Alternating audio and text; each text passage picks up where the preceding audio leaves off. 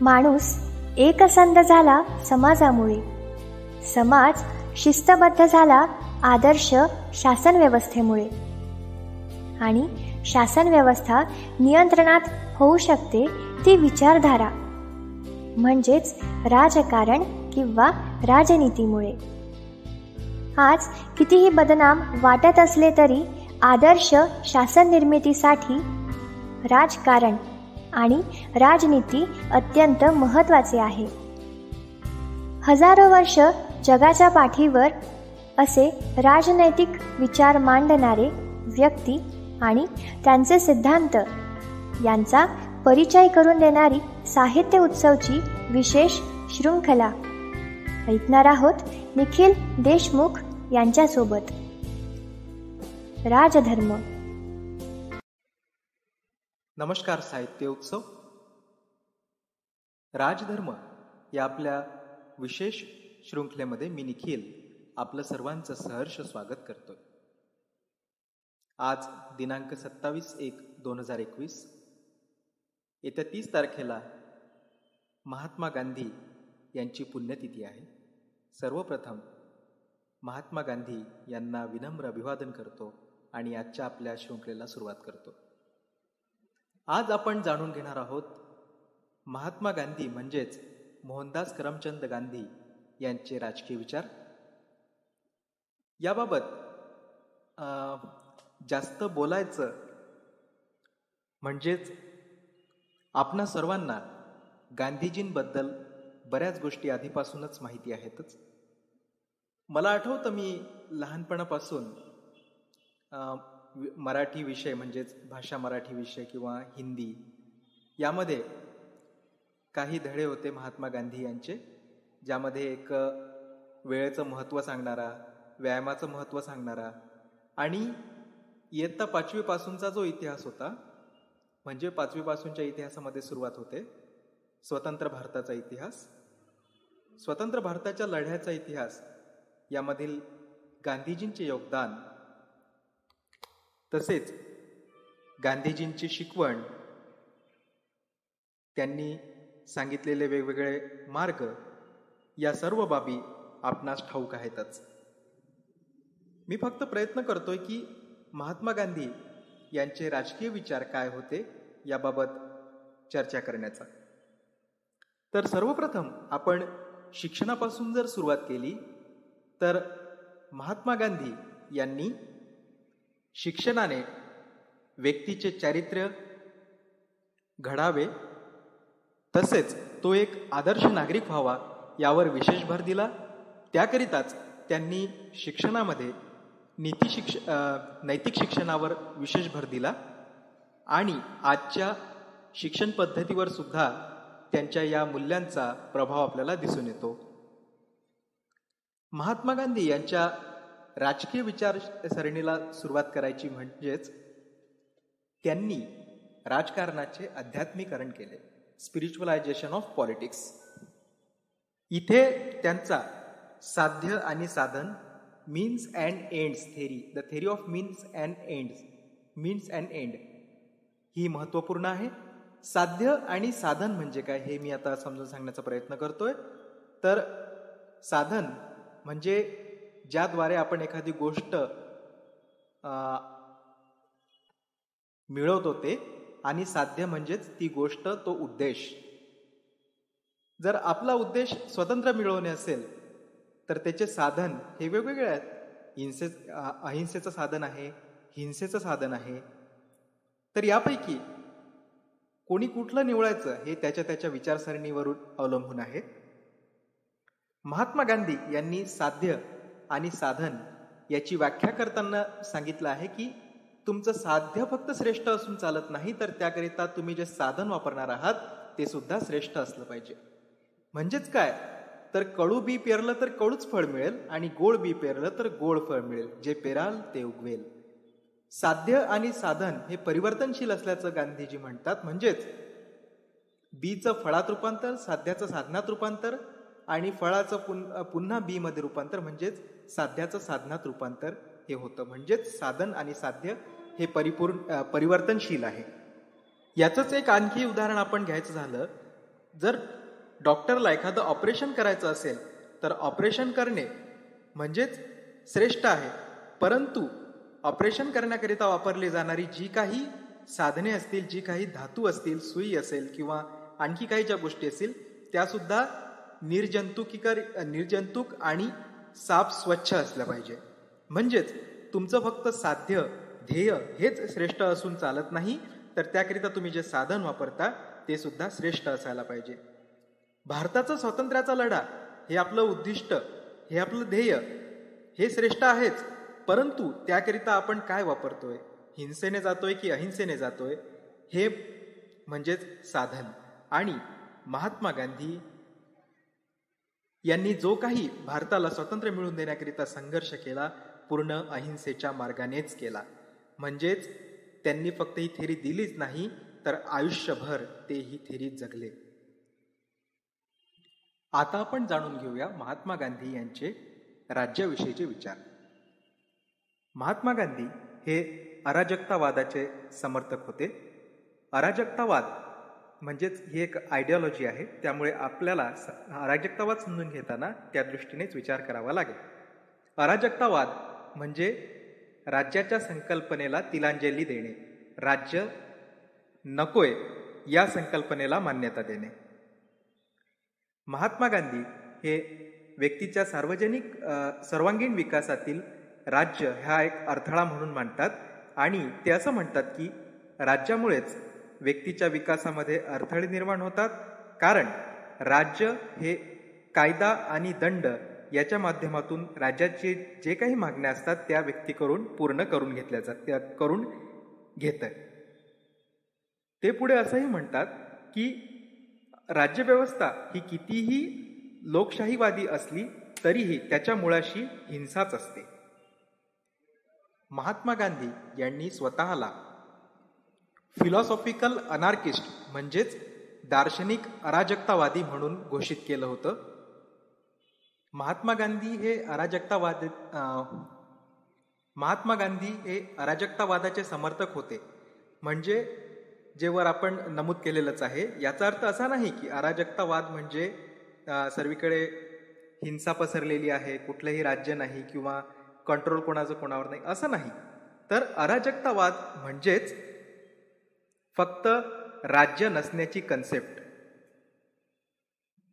मग आपण असं म्हणू शकतो की महात्मा गांधींना हे अपेक्षित आहे का की राज्य अस्तित्वातच नसावं? तर तसंही नाही आहे. त्यांनी फक्त राज्यविहीन समाजाची कल्पना केली, म्हणजे राज्य नसणे. आणि राज्य असावं तर ते कसं असावं, तर आदर्श राज्य असावं, राम राज्य ज्याला त्यांनी संबोधलेलं आहे. राम राज्य म्हणजेच आदर्श राज्य. तसेच महात्मा गांधी स्टेटलेस डेमोक्रेसी म्हणजेच राज्यविरहित लोकशाहीचे पुरस्कर्ते होते. आदर्श राज्य व्यवहारात कसं असावं याबाबत महात्मा गांधी यांचे विचार असे होते की एक म्हणजेच आदर्श राज्य म्हणजेच तिथे व्यक्तिसाध्य आणि राज्य साधन व्हावं. म्हणजेच काय, तर राज्याने व्यक्तीची सेवा करावी. तसेच ते म्हणतात की आर्थिक शक्तीचं विकेंद्रीकरण केलं जावं. म्हणजेच काय, तर ज्या मोठ्या मोठ्या फॅक्टरीज किंवा कंपनीज बनतात त्यामधून काय होतं, तर मोठे मोठे कॅपिटलिस्ट निर्माण होतात, मग आर्थिक शोषण सुरू होतं आणि त्यामुळे हिंसा केली जाते. म्हणून त्यांचं मत असं होतं की मोठ्या मोठ्या कंपन्या किंवा मोठ्या मोठ्या फॅक्टरीज या नसाव्या, तर आदर्श राज्यामध्ये कुटीर उद्योगांना चालना दिली जावी, कुटीर उद्योगांवरती भर दिला जावा. महात्मा गांधींच्या न्यायाबद्दलच्या आदर्श राज्यातील न्यायाबद्दलच्या विचारांबद्दल ते म्हणतात की न्याय हा स्वस्त असावा आणि तो सामान्य माणसाच्या अखत्यारीत असावा. तसेच प्रत्येक समाजामध्ये विरोधी तत्व हे असतातच, त्यामुळे पोलीस आणि जेल याबाबतचे त्यांचे सुधारित पोलीस संदर्भातले विचार असे आहेत की ते म्हणतात की पोलीस असेच असावे ज्यांचा अहिंसेत विश्वास आहे, तेच व्यक्ती व्हावेत. आणि जेल हे जे आहे, जेलमध्ये जे कोणी चोर आणि डाकू असतील त्यांना रोग्यासमान वागवलं जावं, म्हणजेच त्यांचा त्यांचा जो रोग आहे तो मानसिक रोग आहे आणि त्याच्यावरती उपचार त्या पोलिसांनी करावा, अशा प्रकारचे सुधारित पोलीस असावे आदर्श राज्यामध्ये, असे त्यांच्या आदर्श राज्यातील पोलीस व्यवस्थेबद्दलचे विचार होते. म्हणजेच त्यांचं मत हे होतं की अपराधी जे आहेत ते मानसिक रोगी म्हणून जेलमध्ये दाखल करून घ्यावे आणि त्यांच्यावरती मानसिक उपचार करून त्यांना एक चांगलं नागरिक बनवावं, त्यांच्या चारित्र्याचा विकास करावा. द थेरी ऑफ ट्रस्टीशिप, ट्रस्टीशिपचा सिद्धांत महात्मा गांधी यांनी दिला. ट्रस्टीशिपचा सिद्धांत म्हणजे काय, तर काय होतं की भांडवलशाहीमधून अनेक कॅपिटलिस्टचा जन्म होतो. तर त्यांनी असं म्हटलंय की जे कोणी कॅपिटलिस्ट असतील, भांडवलदार असतील, त्यांनी एका सीमित मर्यादेनंतर जे कमावलेलं धन आहे त्याचा स्वतःला मालक किंवा धनी मानू नये, तर त्याचा एक संरक्षक म्हणून मानावं आणि ती जी काही संपत्ती असेल ती समाजाच्या भल्याकरिता, कल्याणाकरिता खर्च करावी. यालाच म्हणजेच ती जी धनसंचय आहे जी एका सीमित प्रमाणापेक्षा अधिक झालेली आहे त्याची एक ट्रस्ट म्हणून जसं आपण म्हणू शकतो की बनवावी, हा त्यांनी ट्रस्टीशिपचा सिद्धांत एक दिला होता. कारण जर तसं झालं नाही तर एक कटुता समाजामध्ये निर्माण होईल आणि त्याचं रूपांतर नंतर हिंसेत होईल. तर हे टाळण्याकरिता त्यांनी ट्रस्टीशिपचा सिद्धांत दिला. कन्सेप्ट ऑफ सर्वदया, सर्वदयाची संकल्पना. सर्वोदय ही संकल्पना महात्मा गांधी यांनी रस्किन यांच्या अनटू द लास्ट यामधून घेतलेली आहे. अनटू द लास्ट म्हणजेच समाजाच्या शेवटच्या व्यक्तीपर्यंत मदत पोहोचवणे, विकास पोहोचवणे, विकासाची फळे पोहोचवणे. आणि सर्वोदय ही महात्मा गांधी यांची कन्सेप्ट तीच म्हणजेच की समाजातील काही लोकांचा नाही, अनेक लोकांचा नाही, तर समाजाच्या प्रत्येक स्तरातील, समाजातील सर्व लोकांचा विकास करणे, त्यांच्यापर्यंत मदत पोहोचवणे, त्यांच्यापर्यंत विकासाची फळे पोहोचवणे हे आहे. सर्वोदय या संकल्पनेकरिता काही तत्व महात्मा गांधी यांनी सांगितलेली आहे. ती म्हणजे सत्य, अहिंसा, अपरिग्रह आणि आत्मत्याग. म्हणजेच काय, तर सत्य म्हणजे आधी स्वीकार, सत्याचा स्वीकार. समाजामध्ये गरिबी आहे, हो आहे. समाजामध्ये या समस्या आहेत, हो आहेत. मग त्यांचा सामना करण्याकरिता आपण सज्ज होऊ शकतो. म्हणजेच सर्वप्रथम सत्याचा स्वीकार करणे. दुसरं म्हणजे अहिंसा. समाजामध्ये कुठल्याही प्रकारचं परिवर्तन आणायचं असेल तर फक्त अहिंसेनेच आणावं, यावरती भर त्यांचा होता. अपरिग्रह म्हणजेच समाजातील काही लोकांकडे त्यांच्या गरजेपेक्षा अधिक संपत्ती असेल तर ती त्यांनी समाजाकरिता दान करावी, तेच म्हणजेच अपरिग्रह. आणि हृदय परिवर्तन त्यांचं त्याकरिता केलं जावं. याचंच उत्तम उदाहरण म्हणजे महात्मा गांधी यांच्याकडूनच प्रेरणा घेऊन विनोबा भावे यांनी चालू केलेली भूदान चळवळ. आत्मत्याग म्हणजेच व्यक्तीने समाजाकरिता मला काहीतरी करायचं आहे अशा प्रकारची भावना मनात ठेवून सदैव तत्पर असणे, तयार असणे, समाजाकरिता काहीही करण्याकरिता सदैव तयार असणे. सर्वोदय आणि अर्थव्यवस्था. अर्थव्यवस्थेबाबत महात्मा गांधी म्हणतात की ग्राम म्हणजेच गावं ही आत्मनिर्भर झाली पाहिजे. तसेच आपली अर्थव्यवस्था ही स्वावलंबी असली पाहिजे, कोणावरही दुसऱ्यावर आपण अवलंबून नसावं. त्याकरिताच ते इंडस्ट्रियलायझेशनला जवळजवळ विरोधच करतात. ते म्हणतात की 500 लोकांचं काम जर एक यंत्र करत असेल तर 500 लोकांचे रोजगार जाणार. त्यामुळे काय होणार, तर समाजामध्ये आर्थिक असमानता निर्माण होईल.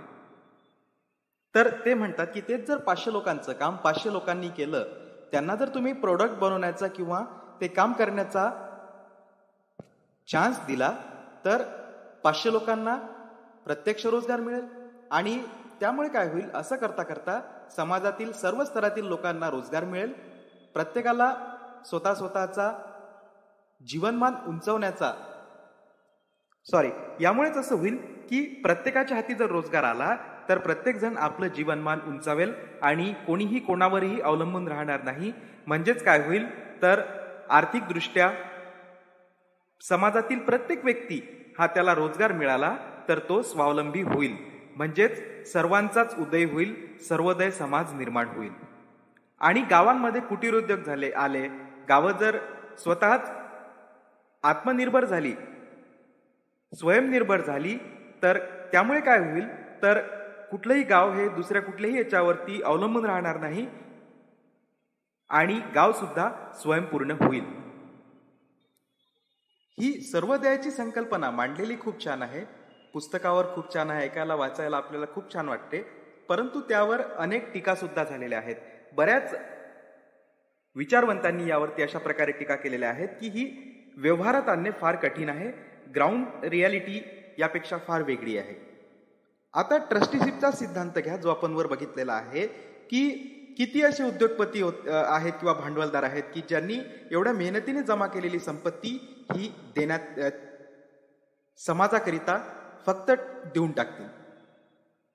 तसेच मार्क्सिस्ट विचारवंत काय म्हणतात, तर समाजामध्ये हा दोन वर्गांमध्ये संघर्ष आहे, एक श्रमिक आणि दुसरे उद्योगपती. आणि सर्वोदय ही संकल्पना काय म्हणते, तर संघर्षाला स्थानच नाहीये. परंतु मार्क्सिस्ट यांचं मत असं आहे की संघर्षाविना विकास हा होतच नाही, संघर्ष हा अटळ आहे. त्यामुळेच मार्क्सिस्ट सुद्धा या थेरीला मानत नाहीत. तसेच काही विचारवंत इथपर्यंत सुद्धा म्हणतात की जर असं जर होत राहिलं तर आजचं जे जग आहे ते ग्लोबलायझेशन, लिबरलायझेशन, प्रायव्हेटायझेशन चं जग आहे. आणि असंच जर होत राहिलं, जर सर्वोदयाची संकल्पना अस्तित्वात आली, मशीनवर काढून घेतलं, तर टेक्नॉलॉजी अपग्रेडेशन होणार नाही आणि आपण पुन्हा जुन्याच गोष्टींद्वारे आपलं जीवनमान चालवू. जीवनमानाचा दर्जा हा उंचावला जाणार नाही आणि टेक्नॉलॉजी अपग्रेडेशन वगैरे या कुठल्याही गोष्टी होणारच नाहीत. या अशा प्रकारच्या टीका जरी होत असल्या तरी सर्वोदयाची कन्सेप्ट, सर्वोदयाची संकल्पना ही भारत त्यावेळी पारतंत्र्यात होता, गुलाम राष्ट्र होता, त्यावेळी ही आवश्यक होती. कारण त्यावेळी नागरिकांचं जीवनस्तर, राहणीमान हे खूपच खालच्या दर्जाचं होतं आणि ही त्या काळची गरज होती जी महात्मा गांधी यांनी ओळखली होती. मी यापूर्वीही काही राजकीय विचारवंतांच्या मालिका करत असताना असं बऱ्याच ठिकाणी म्हटलेलं आहे की प्रत्येक विचारवंत हा त्या काळाचं अपत्य होतं. तर महात्मा गांधी हे सुद्धा याला अपवाद नाहीत. त्यावेळी जी परिस्थिती होती त्या परिस्थितीनुसार त्यांनी आपले विचार मांडले. याच सर्वोदय संकल्पनेचा भारत स्वतंत्र झाल्यानंतर आपल्याला काही प्रभाव दिसतो का, तर जरूर दिसतो. Directive principle of state policy जी संविधानामध्ये आहे त्यामध्ये काय आहे, कल्याणकारी राज्य, राज्याने समाजाच्या व्यक्तीच्या विकासासाठी काय काय करावं याबद्दलचं राज्याला केलेलं एक गायडन्स आहे. द वेलफेअर स्टेट म्हणजे ते कल्याणकारी राज्य कसं असू शकतं, तर याबाबतचं गायडन्स आहे. आणि महात्मा गांधी यांनी जे साधन आणि साध्याचं सिद्धांत दिला होता, त्यांनी राज्याला साधन आणि व्यक्तीला साध्य म्हटलं होतं. तर हे सुद्धा आपल्याला इथे दिसून येतं. एक कल्याणकारी राज्य म्हणजेच काय, तर ते साधन आहे जे व्यक्तीचा विकास करेल. भारत स्वतंत्र झाला तेव्हापासून तर आज तगावत for the weaker section of the society म्हणजेच समाजातील कमजोर घटकांच्या विकासाकरिता वेगवेगळ्या योजना राबवल्या गेल्या आणि त्या आजही राबवल्या जात आहेत. या सुद्धा सर्वोदयापासूनच प्रेरित आहे. कारण सर्वोदय म्हणजे नेमकं काय, तर समाजातील प्रत्येक स्तरातील प्रत्येक व्यक्तीचा, सर्वच व्यक्तींचा विकास म्हणजेच सर्वोदय. या प्रकारेच आपलं महात्मा गांधी यांच्यावरील आजचं हे सदर संपलेलं आहे. धन्यवाद. दर्जेदार साहित्याचा आणि कलाकृतींचा आस्वाद घेण्यासाठी जॉईन करा साहित्य उत्सव व्हॉट्सअप किंवा टेलिग्राम ग्रुप. जॉईन करण्यासाठी संपर्क करा 98 81 60 20 25 या क्रमांकावर. संपर्क क्रमांक पुन्हा एकदा 9881 60 2025. साहित्य उत्सव हे यूट्यूब चॅनल आजच सबस्क्राईब करा. साहित्य उत्सवच्या फेसबुक पेजला जरूर भेट द्या, कारण ज्ञान आणि मनोरंजन यांचं अतूट नातं म्हणजे साहित्य उत्सव.